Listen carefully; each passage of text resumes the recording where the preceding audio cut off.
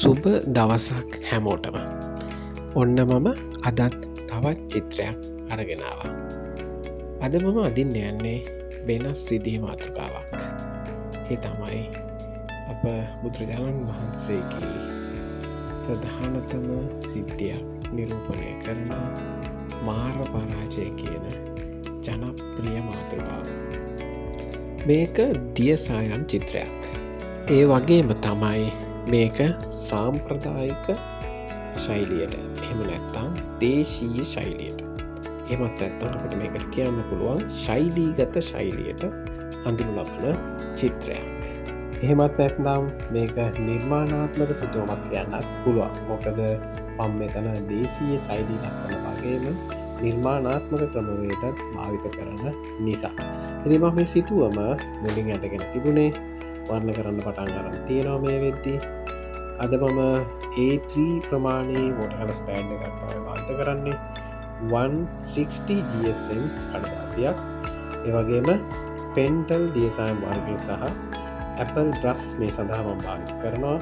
Apple brush වල number 10, number 5, number 3, double note වගේ brush මම මේ සඳහා භාවිත කරලා තියෙනවා. ඉතින් එහෙමනම් මම මුලින්ම දැන් කරමින් ඉන්නේ background colors, basic colors add කරන එක. ලාවර්ණ මුලින් එකතු කරනවා දිය මාර්ගයෙන් වර්ණ ගන්නවන්නේ. එතකොට ලාවර්ණ තවත් ලා කර ගැනීම සඳහා වතුර භාවිත කරනවා කියලා අපි දන්නවා. ඉතින් මෙතන කහ වර්ණය තැඹිලි වර්ණයත් සමග මිශ්‍ර කරලා හදාගත්ත දීප්තිමත් වර්ණයක් බවට පත් කරගෙන එහි අවස්ථා තමයි මේ වෙද්දී වර්ණ ගන්නමින් තියෙන්නේ. ඉතින් මම මතක් කරන්න කැමති දියසායම් භාවිතා කරන අයට මේ ඉතාම හොඳ වර්ණ වාද්‍යයක්. ඔබ විශාල කාලයක් භාවිතා කරලා ලබලා තියෙන පළපුරුද්ද මේ සඳහා ගොඩාක් බලපානවා. ගොඩක් අය දියසායම් වලට බයයි. එහෙම නැත්නම් හරියට උගන්නලා නැහැ හෝ ඉගෙනගෙන නැහැ හෝ දන්නේ නැතිකම නිසා අඩුපාඩු තියෙන්න පුළුවන්.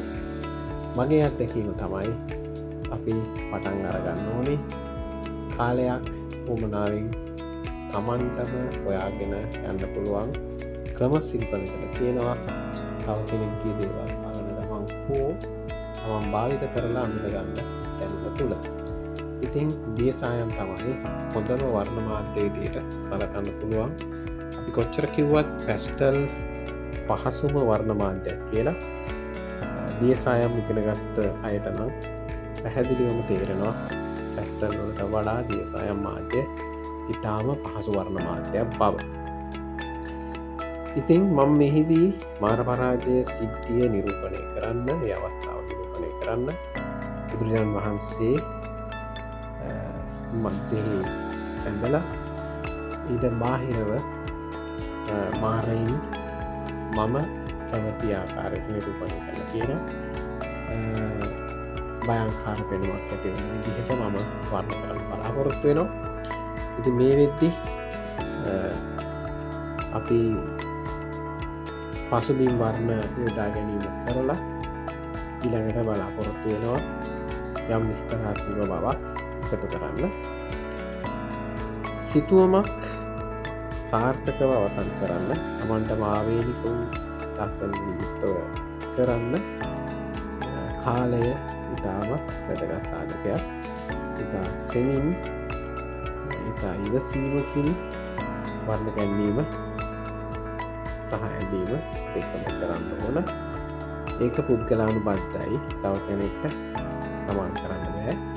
එක්කෙනා එක විදිහට මේවා කරනවා. ඒවා තමයි දැනගත යුතු ප්‍රධානම දේවල්. චිත්‍ර අඳින්න ආසාවෙන් ඉන්න අඳිනායට මේවා වැදගත්. අපි අනුකරණය කරන්න යනවට වඩාම හැමදාම කියනවා වගේ තමන් දැනුම එකතු කරගෙන තමන්ගේම ක්‍රමයකට නිර්මාණවලට යොමු වීම ඉතාම වැදගත්.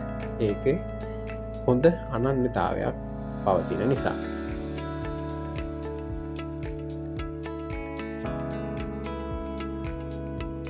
දියසායම් භාවිත කරද්දී මම ඔබට තොරතුරු කීපයක් දැනුම කීපයක් එකතු කළොත් මම හිතනවා ඔබ පැහැදිලි වතුර පාචන දෙකක් ගොඩක් වෙලාවට විනිවිද පෙනෙන වාචන දෙකක් සමග ඉතාම පිරිසිදු සුදු පැහැති පැලටයක් භාවිත කිරීම ඉතාම වැදගත්.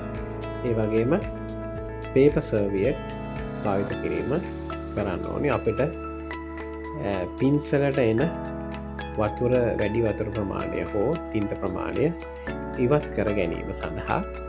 එතකොට අර වතුර වාචන දෙකක් භාවිත කරද්දි එක් භාජනයක් වර්ණ මිශ්‍ර කිරීම සඳහා වතුර ගැනීමටත් පින්සල් සෝදා ගැනීමටත් එක වාජනය භාවිත කරනවා. අනිත් භාජනය නිතරම ඉතා පිරිසිදුව තබාගත යුතුයි. දීප්තිමත් වර්ණ සකසද්දි වතුර එකතු කිරීම සඳහා. තර මගේ භාවිතයට අනුව නම් එක් භාජනයක් වර්ණ සමග මිශ්‍ර වෙලා අව පැහැගැන්වෙනවා. අනෙක් භාජනය සෑම් විටම ඉතාම් පිරිසිදුව සිතුවම අවසන් වන්න තෙක්ම පවතිනවා. ඉතින් ගොඩක් වෙලාවට ඒ පිරිසුදුකම ආරක්ෂා කර ගැනීමට නොහැකි වුණොත් අපේ සිතුවම අව පැහැගැන්වීමක් වෙනවා. මොකද වර්ණ දීප්තිමත්ව පවත්තා ගැනීමට නොහැකිවීම නිසා. මම මේ සිතුවම කිසිම්දු නිර්මාණයක සහයක් ලබා ගැනීමකින් තොරවයි අඳින්නේ.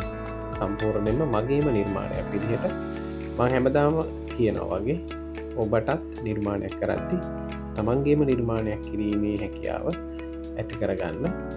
එතකොට එහි වටිනාකම වැඩි නිසා මෙහිදී මට මාවේනික ක්‍රම ශිල්ප සහ හැඩතල රූප සටහන් රේඛා මම මේ වෙලාවේ සිතුවම් පුරාම භාවිත කරන්නේ.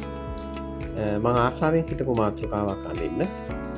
ඉතින් අද දවසේ මම මේ මාතෘකාව තෝරගත්තා. තාම සතුටින් ඔබටත් මේ ඉතා හොඳ වැදගත් අවස්ථාවක් වෙයි කියලා මම හිතනවා. ඉතින් මගේ නාලිකාවත් එක්ක ඉන්න අයට මම ගොඩක් ස්තුතිවන්ත වෙනවා. ගොඩක් අය මේ නිර්මාණ බලනවා. මට ඒ ගැන විශාල සතුටක් තියෙනවා. ඉතින් හැමදාම ඉන්න මම ලස්සන නිර්මාණ ඉදිරියට අරගෙන එන්න බලාපොරොත්තුවෙන් ඉන්න නිසා චිත්‍ර ගැන ඉගෙන ගන්න ආසාවෙන් ඉන්න තව යාළුවන් ඉන්නවනම් ඔවුන්ටත් මේ වීඩියෝ ෂෙයා කරන්න අමතක කරන්න එපා. ඉතින් දැන් මම මේ වෙනකොට පසුබිම් වර්ණය යොදා ගැනීමෙන් පසුව බුදුරජාණන් වහන්සේගේ රූපය වර්ණය කරගෙන අවසන් කරගෙන තියෙනවා. ඒ වගේම බෝධීන් වහන්සේගේ රූපයත් ගසෙහි බෝගසෙහි ස්වභාවය මට මම කැමති ආකාරයේ හැඩතල භාවිත කරමින් පසුබිමේ යොදාගෙන තියෙනවා. ඒ වගේම රශ්මි මඩල සම්පූර්ණ සිතුවම් පුරා විහිදෙන ආකාරයට යොදාගෙන මාරයින් කීප දෙනෙකුගේ මුහුණු දේශීය වෙස්මුහුණු වල ස්වරූපයේ ලක්ෂණ වලට අරගෙන තියෙනවා. ශ්‍රී ලාංකීය හැඩතල මේ ස්වරූපයක් ගන්නවන් උත්සාහ කරන්නේ. එතකොට මෙවැනි සිතුවම් වල අපි ස්වභාවිකවාදී ශෛලියට අඳිනකොට භාවිතා කරන ත්‍රිමාණ ලක්ෂණ පර්යාලෝකන ලක්ෂණ වගේ දේවල් පිළිබඳ වැඩි වශයෙන් සැලකිල්ලට ලක් කරන්නේ නැහැ. පැතලි සිතුමක් විදිහට තමයි මෙය නිර්මාණය වෙන්නේ. ඉතින් මෙම සිතුවම් වල ඉතා උසස් රසවින්දනයක් දකින්න පුළුවන්. ඒ වගේම වටිනාකමත් වැඩි. මොකද නිර්මාණාත්මක වන නිසා. ඔබ දන්නවා සාමාන්‍ය ස්වභාවිකවාදී සිතුවමකට ගොඩක් දුරට ඡායාරූපයක් තුළ යම්කිසි ගැටුමක් තියෙන පුළුවන්. නමුත් නිර්මාණාත්මක සිතුවමක් අනිවාර්යෙන්ම වටිනාකමින් වැඩි. මොකද අපිට එය ස්වභාවික පරිසරයේ දක්නට නොලැබෙන නිසා. ඉතින් ස්වභාවිකවාදී ශෛලිය පුරුදු වුණ කෙනෙක්ට මගේ අත්දැකීම් අනුව නම් නිර්මාණාත්මක සිතුවමක් කිරීම ඉතා පහසු වෙනවා. සමහරයි ඉන්න පුළුවන් නිර්මාණාත්මක සිතුවම් පමණක් එනත්තන් දේශීය සහිනි ලක්ෂණ සහිත සිතුවම් පමණක් අඳිනා ඉන්නත් පුළුවන්. ඒ වගේම ස්වභාවිකවාදී ශෛලියට අනුව පමණක් අඳිනා ඉන්නත් පුළුවන්. එතොටවන් කලින් මතක් කරේ ස්වභාවිකවාදී ශෛලී ලක්ෂණ පිළිබඳ අවබෝධයක් තියෙන පුද්ගලයෙකුට නිර්මාණාත්මක සිතුවමක් ඇඳීම ඉතා පහසු කාර්යයක් බව. ඒ මගේ අත්දැකීම් අනුව. හරි, මේ වෙනකොට මාරයින්ගේ මුහුණු දෙකක් වර්ණ කරලා තියෙනවා.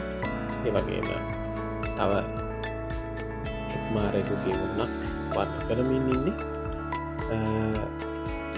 තණ්හා රතිරඟා මාර දූවරුන්ගේ රූප දෙකක් මම මෙහි කොනකට වෙන නිරූපණය කරලා තියෙනවා.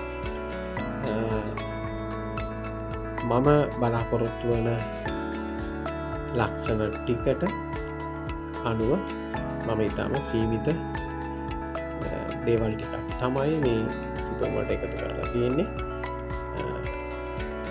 ඔබට පේනවා ක්‍රමානුකූලව සංකීර්ණ පෙනුමක් සිතුවමට එකතු වෙන ආකාරය. ශෛලීගත සිතුවමක නැත්තා නිර්මාණාත්මක සිතුවමක වර්ණ පිළිබඳව කතා කරද්දී ඔබට ඉතා වැදගත්වන තව දෙයක් තමයි අපි සීමිත වර්ණ මාලාවක් තමයි මේ සඳහා භාවිත කළ යුත්තේ. එතකොට තමයි ඉතාම සරල චාම් පෙනුමක් සිතුවමට එකතු වෙන්නේ. එතකොට මම මෙතනදී භාවිතා කරන වර්ණවලදී ඔබට පේනවා ඇති රතු කහ තැඹිලි දුඹුරු වැනි වර්ණ වලට විශේෂ කරගෙන වර්ණ ගැන්වීමක් සිදු කරන බව. අපි සතුව තියෙන සියලුම වර්ණ අමු වර්ණ ලෙස භාවිත කළොත් අපිට සිතුවමේ තාම් සරල නිමාව ලැබෙන්නේ නැහැ. ඉතින් එයත් ඔබ සිතුවම් කරද්දි අවධානය ලක් කරන්න වර්ණ තව වර්ණයක් සමග මිශ්‍ර කර ගැනීම තුළ වර්ණයේ අමු බව නැත්නම් ප්‍රාථමික බව නැති කරගන්න පුළුවන්. ඔබට තියෙන අත්දැකීම් වල ප්‍රමාණය අනුව වර්ණවල වටිනාකම නැත්නම් අලුත් වර්ණ සොයා ගැනීමේ හැකියාවත් ඔබට ලැබෙනවා. ඉතින් මේ වෙද්දි මගේ සිතුවම ගොඩක් දුරට අවසන් වෙලා තියෙන්නේ. සරල නිමාවක් එකතු වෙලා තියෙනවා. වෙනස් මාතෘකාවක් තෝරගෙන මම ඔබට අද ගෙනාවේ නිර්මාණාත්මක වටිනාකමක් ඔබට සිතුවමකට එකතු කරගන්න හැටි පෙන්නලා දෙන්න. ඉතින් මේ ශෛලීගත සිතුවම් වල ප්‍රධාන තව එක්සාරයක් තමයි රේඛාව. එතකොට ඒ සඳහා ඔබට ඩබල් නෝට් නැත්නම් බිංදු දෙක බ්‍රෂ් එක දාගන්න. ඔබගේ පින්සල් හැසිරීමේ හැකියාවත් ඒකට බලපානවා. ඉතා වේගවත් පැහැදිලි රේඛා යොදන තරමට සිතුවමේ වටිනාකම වැඩි. මේ රේඛාවල හැකියාවන් එක්කෙනාට අනුව වෙනස්. හැමෝටම එකම ප්‍රමාණයේ මට්ටම් වල ඉන්න බෑ. නමුත් අපි හොයා ගන්න ඕනේ මගේ ක්‍රමය මොකක්ද කියන එක. එතකොට ඔබට ඔබේ ක්‍රමයට වටිනාකමක් එකතු කරන්න පුළුවන්කම ලැබෙනවා. ඉතින් මම නැවතත් මතක් කරන්න කැමති නාලිකාව සමග ඉන්න හැමෝටම ස්තුතියි කියන්න. ඒ වගේම අද දවසේ මම ගෙනාවු මාතෘකාව හොඳයි නම් ඔබේ අදහස් කියන්න. ඔබට තව නිර්මාණ අවශ්‍ය මාතෘකා හෝ ක්‍රම සිදුවා අවශ්‍ය නම් ඒ පිළිබඳව දැනුවත් කරන්න මට පුළුවන් එවැනි නිර්මාණ වලට යොමු වෙන්න. අද දවසේ ගෙනා මේ මාතෘකාවේ සාර්ථකත්වය පිළිබඳව ඔබ අදහස් ප්‍රකාශ කරාවි කියලා මම හිතනවා. ඉතින් ඔබ සැමට බොහොම ස්තුතියි.